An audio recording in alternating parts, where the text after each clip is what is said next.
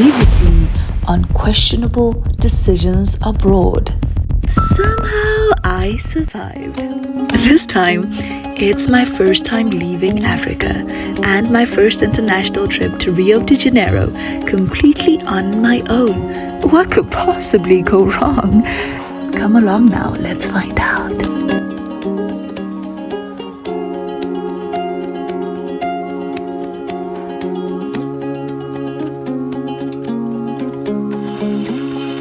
Our main character had never traveled internationally alone. With approximately 24 hours until departure, emergency training was conducted by her sister over the phone. The objectives, well, locate check-in, survive security, find the correct gate, avoid becoming the person whose name is called over the airport speakers. Against all odds, the mission was a success. No missed flights, no public embarrassment, and somehow I even looked like I knew what I was doing.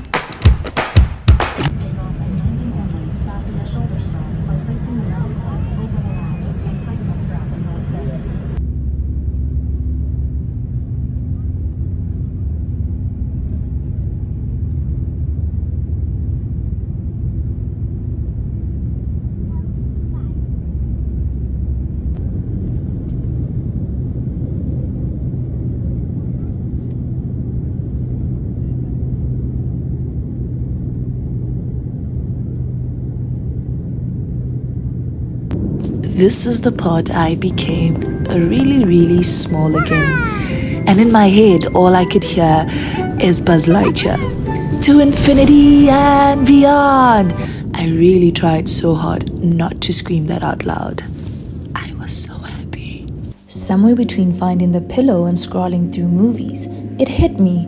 This wasn't just a flight anymore. It was the first page of a story I'd wanted to live for a very long time. I had absolutely no idea where over the world I was, but I did know what movie I was watching. Counts as progress? I think so. Time for my first international airline meal. Well, my expectations, cautiously optimistic.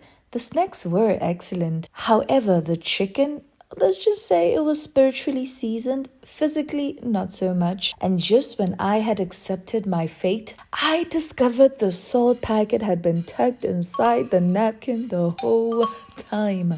Well, we all make mistakes. I don't think anyone prepares you for this part. Not the takeoff or the landing, but the moment in between when you realize you're watching your entire continent disappear beneath you. And for the first time, you're flying towards a version of yourself you've never met. Sao Paulo, let's see what you've got. I had one night here before catching another flight to Rio the next morning. Growth has a funny way of disguising itself. Yesterday's fear becomes today's routine. The airport that once felt intimidating now felt familiar. I didn't realize it then, but confidence isn't something you arrive with. It's something you collect one brave decision at a time. Next stop? Well, we all know what it is.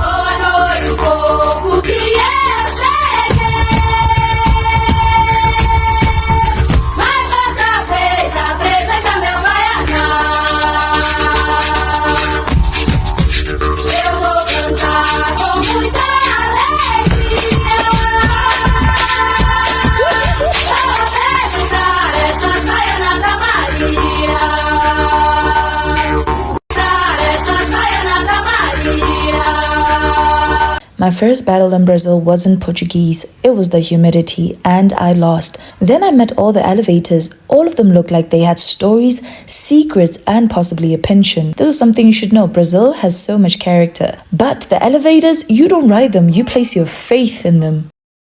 Baby, it's hot. Remember that part where Michael Jackson said, "Ooh, I'm melting like a candle wax"? Yeah.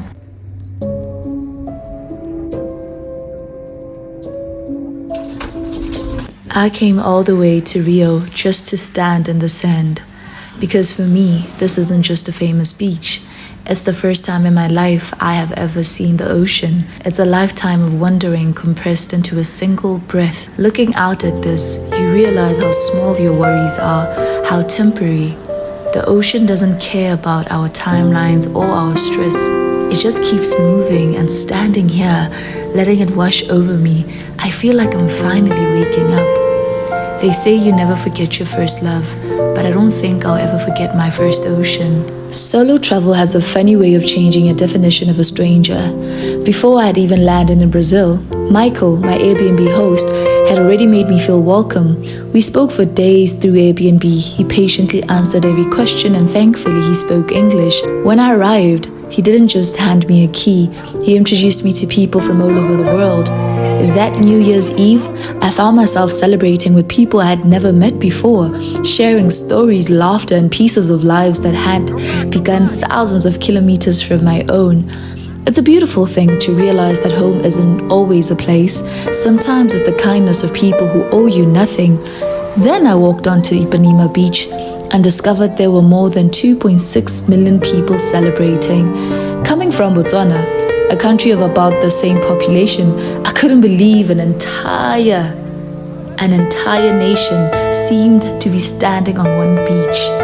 In one evening, the world somehow became both unimaginably big and wonderfully small.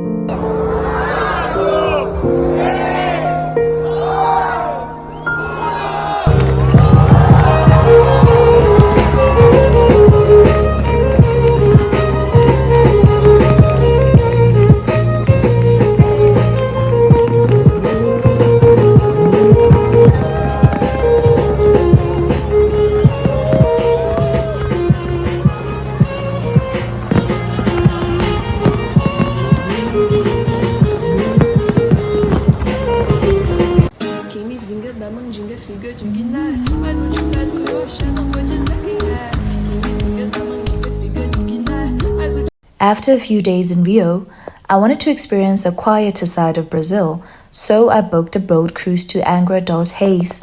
Crystal clear water, hidden islands, snorkeling, paradise. Somewhere on the boat, I met a guy from London who travels solo almost every year.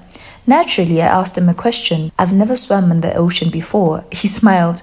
If you can swim in a pool, it's basically the same, just a little more intense. A sentence that in hindsight should have come with a warning label. Then the tour guide casually informed me, the life jacket is extra. Excuse me, as an African, there are many things I'll negotiate. My survival isn't one of them, so I paid. The water was impossibly clear. From above, it looked like the world's biggest swimming pool, so I made a decision that future me still questions. I told them, I'll try without the life jacket first. Immediate regret. The second I got in, I tried doing what every pool swimmer does, touch the bottom with my feet. There was no bottom. That's when I remembered. This isn't a swimming pool. This is the Atlantic Ocean. This is where Motswana built her resume. I am a woman from Botswana who suddenly realized water can have muscles. My 5-minute swim back to the ladder became the longest application for life I've ever submitted. The swim to the ladder became an Olympic event. My lungs were on fire. My heartbeat had its own soundtrack. By the time I reached the ladder, my ancestors had already started drafting my obituary. Safe to say, the life jacket and I became very close after that. Shortly after realizing I almost resigned from life, I was on the top deck dancing with a crew of strangers. It's amazing how humans quickly recover once they realize they're not actually dying.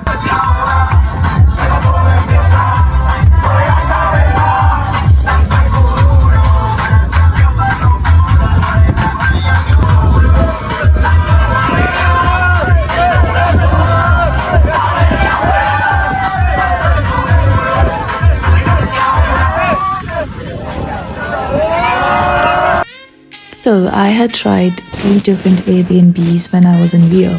First, I was on the other side of Rio, which was basically an abandoned part that I did not know about. But luckily, I was able to find my way around it.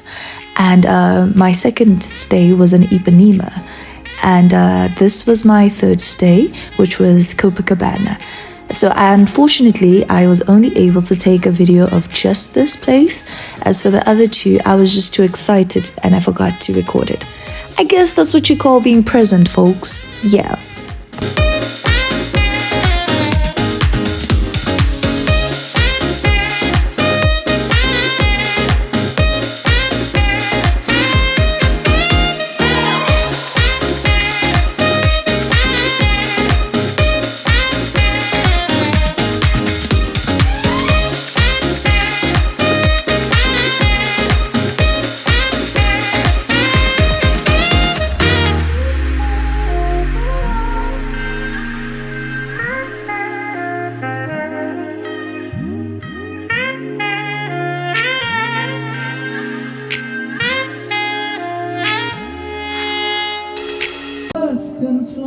I know estamos in Copacabana.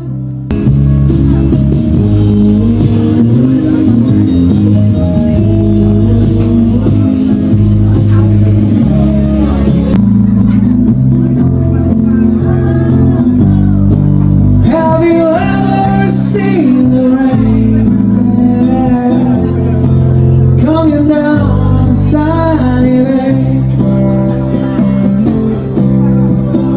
Yesterday and days before, sun is cold. Isn't it strange?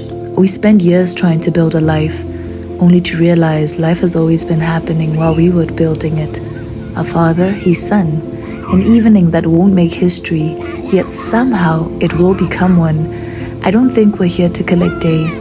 I think we're here to notice them. Maybe memories aren't made by extraordinary places.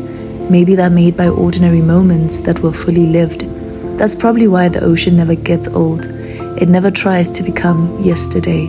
It just arrives again and again. I wonder what life would look like if we loved it the same way. Not because every day was remarkable, but because every day arrived.